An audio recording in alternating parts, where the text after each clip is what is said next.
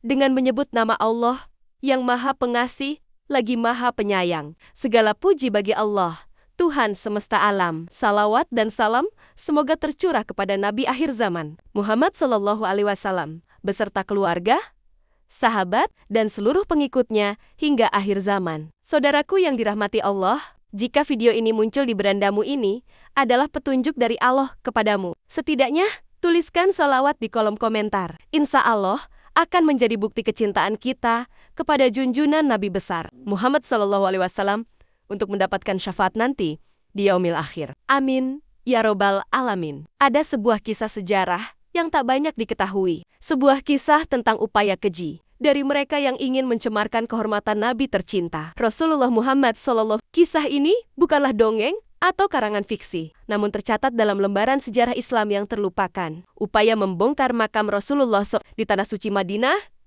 Al-Munawwarah. Madinah, tanah suci kedua umat Islam setelah Makkah. Di sanalah Rasulullah Shallallahu Alaihi Wasallam dimakamkan dalam kamar Aisyah yang kini menjadi bagian dari Masjid Nabawi yang mulia. Setelah wafatnya Rasulullah, para sahabat menjaga makam beliau dengan penuh kehormatan. Tak seorang pun berani menginjak tanah di sekitarnya tanpa adab. Namun, zaman terus berganti dan fitnah terus datang silih berganti. Pada abad pertengahan, muncullah berbagai kelompok sesat yang hendak menghancurkan Islam dari dalam, termasuk dengan menggali dan membongkar makam Rasulullah SAW. Sejarawan mencatat, pada abad kelima Hijriah, tepatnya pada masa dinasti Fatimiyah, ada upaya diam-diam yang dilakukan sekelompok orang dari Maroko. Mereka menyusup ke Madinah, menyamar sebagai jamaah haji. Namun mereka memiliki tujuan busuk, yaitu mencuri jasad Rasulullah SAW. Mereka menggali terowongan dari arah utara, di luar Masjid Nabawi. Setiap malam, mereka menggali, sedikit demi sedikit, berharap bisa mencapai kamar Nabi tanpa ketahuan.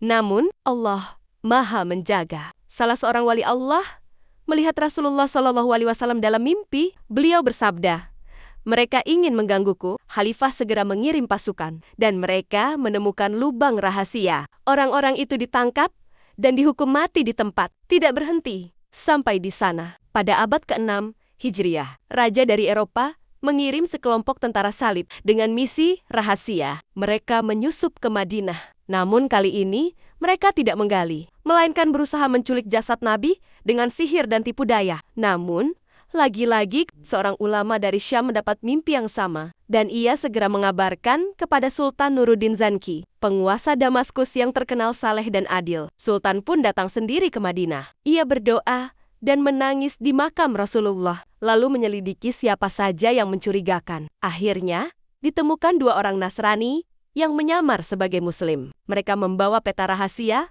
dan alat sihir. Keduanya dihukum dengan adil. Setelah dua upaya tersebut, Sultan Nuruddin Zanki mengambil tindakan tegas. Ia memerintahkan untuk membangun parit besi di sekeliling makam Rasulullah. Besi-besi ditanam dalam tanah yang dalam, agar tidak ada yang bisa menggali atau menyusup, lalu dijaga ketat oleh para penjaga khusus yang solih dan amanah. Hingga hari ini, makam Rasulullah tetap berada di tempatnya, dalam perlindungan Allah dan cinta seluruh umat Islam di dunia. Saudaraku, dari kisah ini, kita belajar banyak hal, bahwa bahkan jasad Nabi pun masih menjadi incaran musuh-musuh Islam. Apa yang sebenarnya mereka cari? Sebagian menyebut, mereka ingin membuat jasad Rasulullah sebagai sandera untuk menghentikan semangat jihad kaum muslimin. Sebagian lagi percaya bahwa kebencian telah membutakan hati mereka, dan mereka ingin menghapus simbol-simbol Islam hingga tak tersisa satupun. Namun, mereka lupa bahwa cahaya kenabian tak akan pernah padam. Meski jasadnya dicoba dirusak,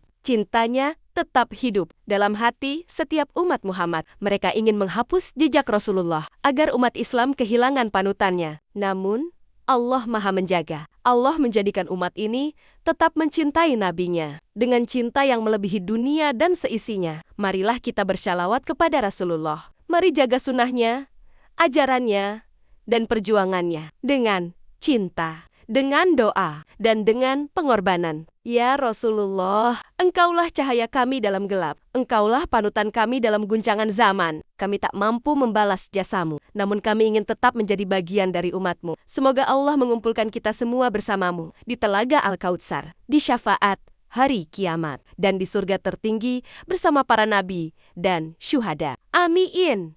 Ya Rabbal Alamin. Wassalamualaikum warahmatullahi wabarakatuh.